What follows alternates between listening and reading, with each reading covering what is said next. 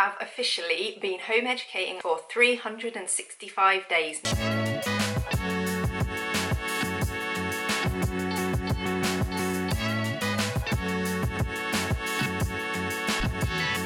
I'll explain the officially part in a bit. It's been a long, often hard year. I'm going to tell you the reasons why I'm going to do it all over again and some extra things I've learned along the way. First reason is number one, because it seems to be the thing that people who aren't home educators worry about the most. You have probably heard this if you had even dared to whisper that you might even be considering home education. But if your kids don't go to school, how are they going to socialise? They need to be with kids their own age. They won't see any kids, they have no friends. Oh, calm down.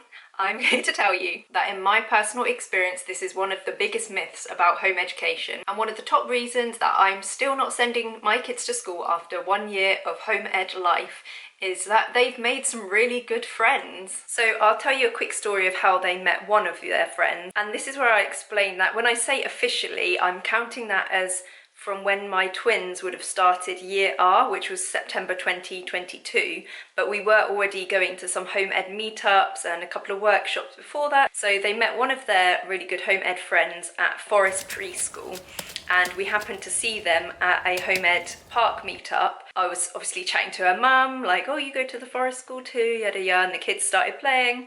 And then she did go on to become also home educated. So they've actually known each other since they were like 3 years old now. And the other really important thing I will add about home ed is that I would say they are building friendships with the parents of other home ed children as well, because they spend a lot of time around these other adults and they have gotten comfortable enough around them now to, you know, ask them for help for things, chat with them like they would chat with a friend, and that is one of the things I have absolutely loved this year about home ed. I promised you some bonus info along the way, so here's the first one. I actually find that it's so much easier for kids to make friendships in these environments, in the home ed settings, because they're surrounded by adults who really love them on a much smaller adult to child ratio, who can help them to navigate the ups and downs that come with building friendships, especially at such a young age. They just often don't have, you know, the prefrontal cortex control to navigate the emotions that come with that. And I feel like in a school setting, when it's, you know, one teacher to often 30 students, it's so hard for teachers to oversee those situations as much as they may want to. And yes, of course, a lot of the time kids do need to be left alone in some degree to figure out those dynamics, but I spoke about this in my The Myth of Normal video, and I think it's worth reiterating here what Gabor Mate said. In cultures with their priorities in order, friendships blossom in community settings overseen by nurturing adults. In our society, peer interactions occur not in the context of protective adult relationships, but away from them. So yeah, that's the first reason why I'm still not sending my kids to school, is that they've made some really, really great friends, and we wouldn't really get to see them as much if they did go to school, because if they did go to school, we would really only have the weekends to spend entire days together, and I can imagine that we would want to protect that time as much as we could, which leads me on to the second reason. And this one, it's not trendy, it's not fashionable. You may roll your eyes at me right now, but I enjoy spending time with my kids. Not all the time, like I've said before, we all need our break, our alone time, but I love watching them learn things, teach me things, play with other kids and watch those dynamics form and see them learn about the way that the world works. Like, they're my favourite people on earth, and I'm glad that I get to spend all day with them rather than a teacher who's also spending their time with 20 to 30 other children. Like, it's just really cool getting to be part of their lives, and I don't want to sugarcoat it and make it seem like every day we're just dancing through meadows and hugging. Like, we have our hard times for sure, but doesn't everybody? Like, I know people who have kids in school who have the exact same struggles that we have. I don't think they go away because you don't spend your day with your children. If you find yourself really needing some time away regularly from your children, or you need to work as well, which I know a lot of people who do work part-time, there are so many more facilities and settings starting to open for children of school age who are being home educated that are drop-off sessions. So for example, where I live, there are at least 2 forest school settings that take children from 5 years and older that drop off for a whole day. So if you do find that you need a day or two where your kids are in another environment, then it's worth going on your local home education Facebook group and asking what's around and doing your research into them, speaking to other parents who already have children in those settings and seeing if that would be a good option for you.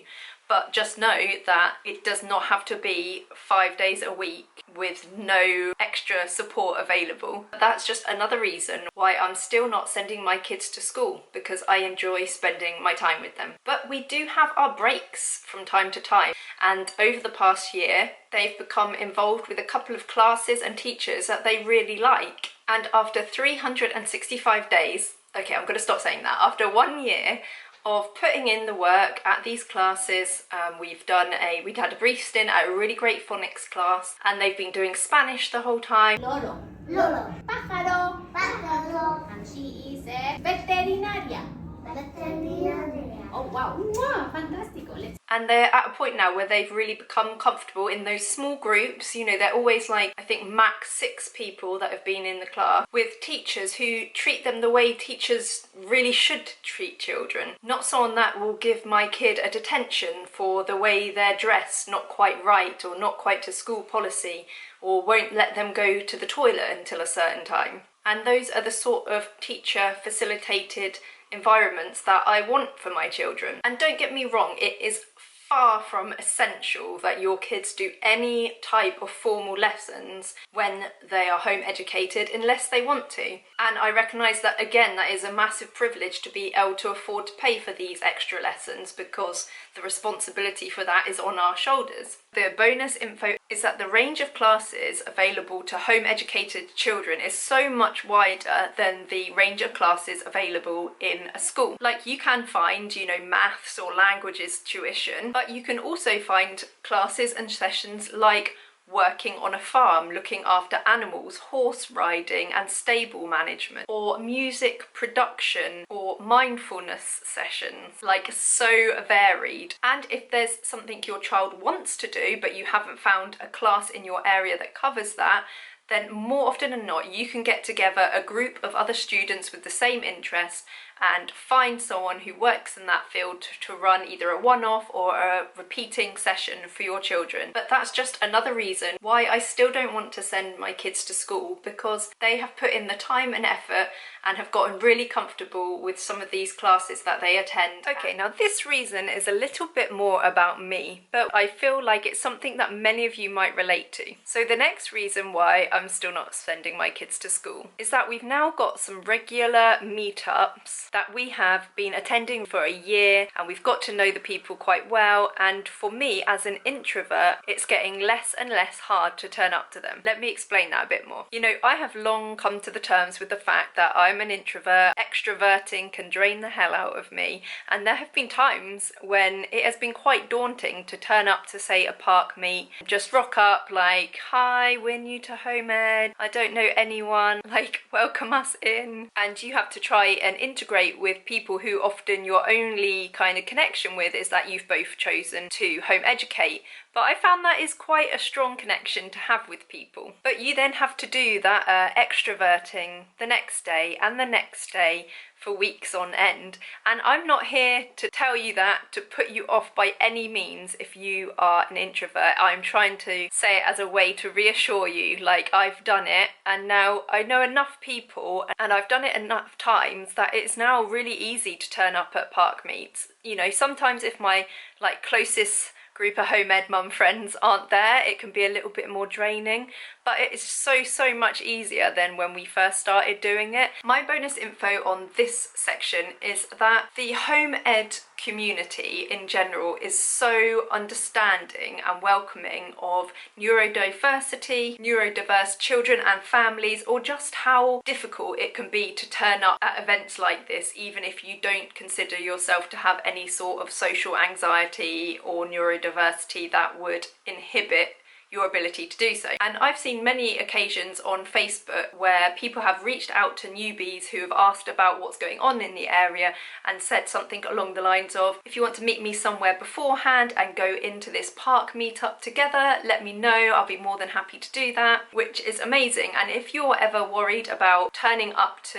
an occasion for a first time like a park meetup, then don't hesitate to put out on your local Facebook group, you know, would anyone be up for meeting up 10 minutes before it starts and going along together? And you might have someone who's been going for years and is like, yeah, come and we'll meet up and I'll introduce you. Or you might have someone else who's also another newbie looking for someone to go in with. And either way, just having someone to go into the situation alongside makes it so much easier than just turning up on your own. And I just wanted to say, since I released my last video, there's been around 100 new subscribers here. So hi, if you have subscribed, thank you so much. Like, it's really motivating me to keep going on this journey to demystifying the world of home education.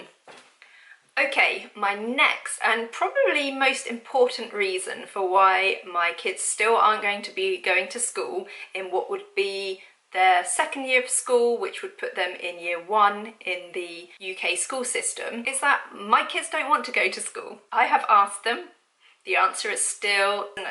Now, I heard something recently that actually quite changed my perspective on this point. And to explain this, I have to go back to another thing that I am very, very frequently asked as a home educating parent, and that is, but if your kids wanted to go to school, you'd let them, right? To which I'd always answer, oh yeah, of course, you know, we're really child-led, and if my child decides that they want to go to school, of course I'll let them try it. After which you can always see a wave of relief come over the person who's asked you. And I genuinely always stood by this, because the fundamental reason why I choose to home educate is to respect my child's rights and their wishes. And if one of those wishes was to go to school, then through my own ethos, surely I would let them. But I heard an interesting response, and instead of giving that response, the person had turned the question around and said, if your kids wanted to home educate, you'd let them, right? And I think that is a really interesting perspective to take on it, because I doubt there are many parents who would automatically reply, yeah, of course I'd let them home educate. And I can almost guarantee they'd come back with numerous reasons why they wouldn't. Why they either can't, which in some people's cases is absolutely going to be true, and I don't dispute that, or they don't want to, or that they know that school is the best place for their children, and as an adult they have to make the best decision in their child's interests with the knowledge that they have as an adult. Now, I've known, or at least heard of, a couple of home educated children who say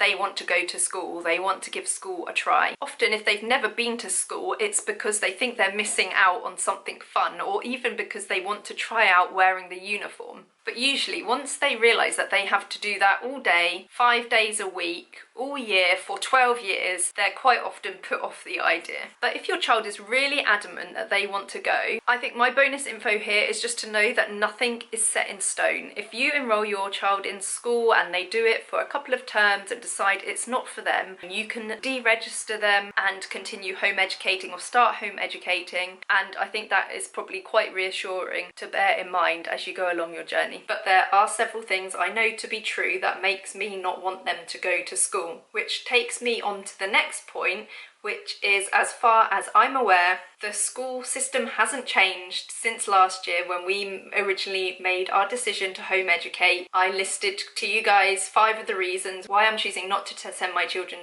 to school. The school system hasn't changed since that, or since the year before, or the year before, or the year before. You get my point. As far as I can be aware, and please correct me in the comments if I'm wrong, kids still sit in classrooms of 20 to 30 students, largely listening to a teacher trying to control said room of students, who largely have no interest in what is being taught or why they should care about it, usually because it's not actually applicable to any real world situation they're ever going to find themselves in. It is still largely focused on memorization to pass exams on one arbitrary day where you may or may not be at your best. Politicians still seem intent on increasing the amount of time that students study things rather than focusing on the quality or the problems within how they study it at the moment. Bullying is still rife, racism is still rife, kids still have very little privacy, they're still not taught about personal finance, mental health, and all the things that will actually help them to succeed as human beings in the real world. They're still segregated by age groups. Okay, you get my drift. Like, school hasn't changed since last year when we first decided to become a home educating family. Now, you may be thinking, well, it doesn't matter if the school system hasn't changed since last year, because it works. It's the way it's supposed to be. It's the normal thing that children should be doing. And if that is genuinely what you believe, then maybe I can convince you with my video on 7 reasons why school is not normal.